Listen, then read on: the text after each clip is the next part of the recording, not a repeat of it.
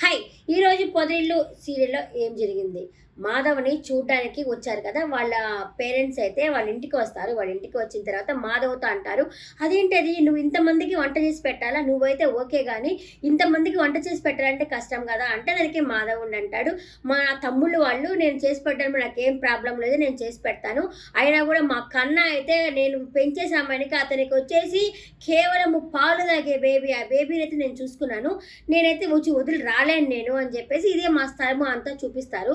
చూపించిన తర్వాత మీరు చూసేటట్టుకుంటే రాజశేఖర్ మా అన్నయ్య సినిమాలో రాజశేఖర్‌ని మీ వదిలేసి వచ్చేస్తే నేను చూసుకుంటాను అని చెప్పారు కదా! నాకు ఆ సినిమానే గుర్తొచ్చింది. వాళ్ళు అడుగుతా ఉంటే వదిలేసి వచ్చేసేయి మీ తమ్ముళ్ళని మేము చూసుకుంటాము అని చెప్పే సమయానికి, సరే నేను రాలేను అంటాడు. ఇంకా కట్ చేస్తే మహాని చూపిస్తారు. మహా వచ్చేసి నాకు అన్నయ్య నాకు పెళ్లి ఇష్టం లేదన్నయ్య. అదేంటి అతను నాకు టేబుల్ మేనర్స్ లేదంటాడు. ఫోక్ తినడం రాదంటాడు. ఏంటన్నయ్య ఇది? నా వల్ల కాదు. వాళ్ళమ్మేమంటావు నేను పల్లెటూరు దాన్ని అంటుంది. నేనేమన్నా పల్లెటూరు దాన్నా అన్నయ్య? నన్ను చాలా ఇన్సల్ట్ చేస్తున్నారు అన్నయ్య అని చెప్పి చాలా బాధపడుతుంది. సరే అదంతా కాదు గానీ ముందు షాపింగ్‌కి పోవాలి పద అంటే, ఏంటి షాపింగే ఇంపార్టెంటా? పోవాలనా? సరే పోదాం పద అని చెప్పేసి అక్కడి నుంచి అయితే బయలుదేరుతుంది. ఎందుకంటే తను ఏం చెప్పినా సరే ఎవ్వరు వినిపించుకోవట్లేదు. నాకు షాపింగ్‌కి అయితే వస్తా. వాడేమైనా తిక్కగా మాట్లాడితే కొట్టేసి వెళ్ళిపోతానని చెప్పేసి అంటుంది.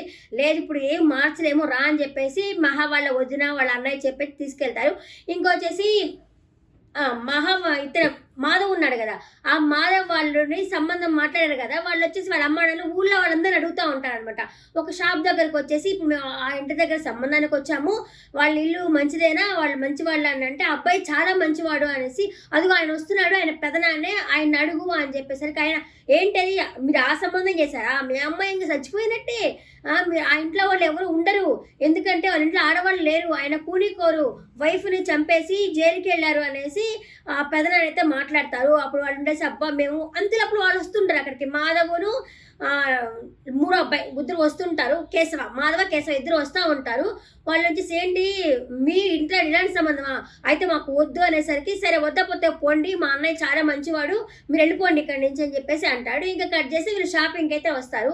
షాపింగ్‌కొచ్చినా గానీ ఇంకా బాలులాగా ఉన్న చక్కెర అయితే చాలా యాక్షన్ అయితే చాలా బాగుందనమాట. అమ్మాయి డోర్ తీయడము, ఆ అమ్మాయిని పలకరించడాన్ని చూడడము అంతా నాకెలా అనిపించింది ఆడవాళ్ళు మనకు అద్దాలే వేర్లు అన్నప్పుడు ఈ అమ్మాయి ఇలా చీర కట్టుకొని చూస్తుంటే ఆ చీర బాలేదు వేరే చీర కట్టుకో అని చెప్పడము అంతనైతే కామెడీగా అనిపించింది. అదే ఈరోజు జరిగింది. నెక్స్ట్ ఎపిసోడ్లో మళ్ళీ కలుస్తాను. నెక్స్ట్ ఎపిసోడ్లో ఏం జరగబోతుందంటే కార్లో పోతా ఉంటారు వాళ్ళు. ఆ అమ్మాయి చెప్తుంది అనమాట పర్సనల్గా మాట్లాడుకోవాలని చెప్పి చెప్తుంది. ఏమంటే ఏమైనా సరే నువ్వు నాకు వంట చేయడానికి మాత్రమే కావాలా అని చెప్పేసి రేపు ఎపిసోడ్లో చెప్తాడు. మళ్ళీ ఎపిసోడ్ మళ్ళీ కలుస్తాను. Bye bye.